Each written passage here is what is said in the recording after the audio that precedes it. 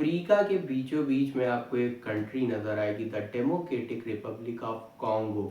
Congo के southern part और Zambia के बीचों बीच में आपको एक शहर नज़र आएगा जिसका नाम है कोलवेजी। कोलवेजी के पास अपनी कोई कैपिटल नहीं है, ना ही कोई टूरिस्ट प्लेस है, लेकिन इसके बावजूद इसकी जो ज़मीन है उसके अंदर काफ़ी कीमती चीज़ें पाई जाती हैं, जैसे कॉपर पाया जाता है और कोबाल्ट पाया जाता है, जिनकी माइनिंग्स करने के लिए फ्रांस और बेल्जियम अपने वर्कर्स और इंजीनियर्स को भेजा करते थे।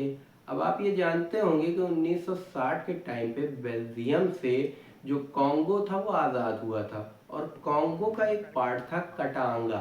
कटांगा जो है हमेशा से कॉन्गो से अलग होना चाहता था। कटांगा के पास अपनी खुद की आर्मी पुलिस थी जो टाइम टाइम पे ट्राई करती थी लेकिन फेल हो गई थी। तो सेंट्रल गवर्नमेंट ऑफ कॉन्गो ने कटांगा को पूरी तरह से ख़त्म करने का डिसीजन बना लिया और ख़त्म कर भी दिया, और यहीं से पैदा हुई कटांगा रिबल्स।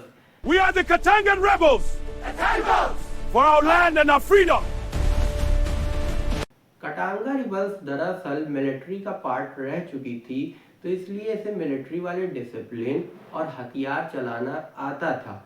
और तमाम चीज़ें देखने के बाद ये क्या करते हैं कि एंगोला भाग जाते हैं। और एंगोला में होता क्या है कि 1970s के टाइम पे वहाँ भी सिविल वॉर्स स्टार्ट हो जाती हैं। Move in! Clear the street! They're coming! Burn it all down! इन सिविल वॉर्स के जरिए ये जो कटांगा रिबल्स थी, इनको जो है वहाँ से हथियार मिलते हैं और हेल्प मिलती है। अब यहाँ पे हम बात कर लेते हैं कॉन्गो की। इधर कॉन्गो की हालत भी बहुत अच्छी नहीं थी। कॉन्गो के अंदर जो मिलिट्री थी वो वीक थी, करप्शन अपने पीक पर था, साथ ही साथ जो बॉर्डर एरियाज थे वहाँ पे ढीली सिक्योरिटी थी। कुल मिला के गवर्नमेंट जो थी वो पेपर्स पे दिख रही थी, फील्ड पे नहीं। और वहाँ पे प्रेसिडेंट थे मोबुटू सेसे सेको। मोबुटू सेसे सेको की गवर्नमेंट को गिराकर दुनिया का ध्यान खींचने के लिए होता क्या है कि कटांगा रिबल्स क्या करती है कि कोलवेजी शहर के अंदर अटैक कर देती है, वो भी बिना वार्निंग के घुस आती है। और घुस आने के बाद एयरपोर्ट के ऊपर कंट्रोल बनाती है। कंट्रोल बनाने के बाद ये क्या करती है, कम्युनिकेशन सिस्टम जितना था उसको काट देती है। उसका जो है इम्पैक्ट ये होता है कि आर्मी टाइम पे ना पहुंच पाए, आर्मी को जो है इंफॉर्मेशन कम से कम मिले और आर्मी धीमे धीमे पीछे हटे। होता क्या है, कुछ ही घंटों में वो कोलवेजी शहर के ऊपर कंट्रोल बना लेती है। और जैसे ही इन लोग को ये पता चलता है कि यहाँ बेल्जियम फ्रेंच लोग रहते हैं, तो ये क्या करते हैं कि एक एक फैमिलीज, एक एक घर के ऊपर तलाशी लेना शुरू कर देते हैं। तलाशी लेने के साथ कुछ लोगों को तो सड़क पर ही मार देते हैं। काफ़ी जो है जेनोसाइड करने की कोशिश करते हैं ये लोग। फ्रांस को ये इंफॉर्मेशन बेल्जियम डिप्लोमेट से, मीनिंग कंपनी के प्राइवेट चैनल और सर्वाइवल्स के रेडियो मैसेज से मिली थी। तस्वीर साफ थी कि कई लोग पहले मारे जा चुके हैं, वायलेंस बढ़ता जा रहा है। फ्रेंच प्लेनर्स को ये बात समझ में आ गई थी कि अगर देर की तो मास किलिंग और होगी।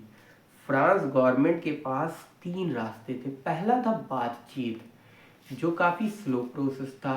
दूसरा तरीका था कॉन्गो आर्मी पर भरोसा करना, जो पहले ही फेल हो चुका था। और तीसरा था सीधे मिलिट्री एक्शन।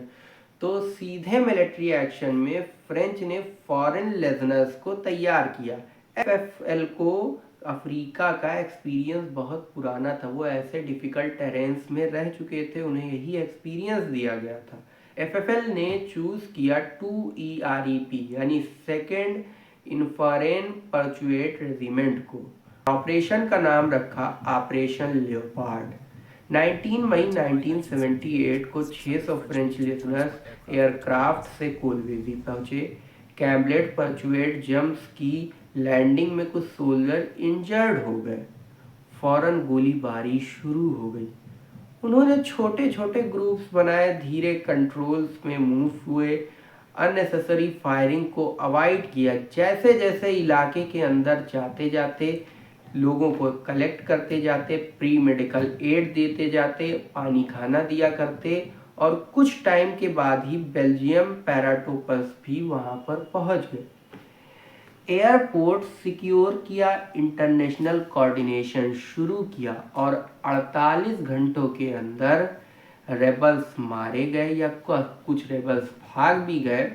कोलवादी सिक्योर हुआ, 2000 से ज़्यादा लोग सेफली निकाले गए। इससे FLL के 5 सोल्जर्स भी मारे गए और कुछ इंजर्ड हुए।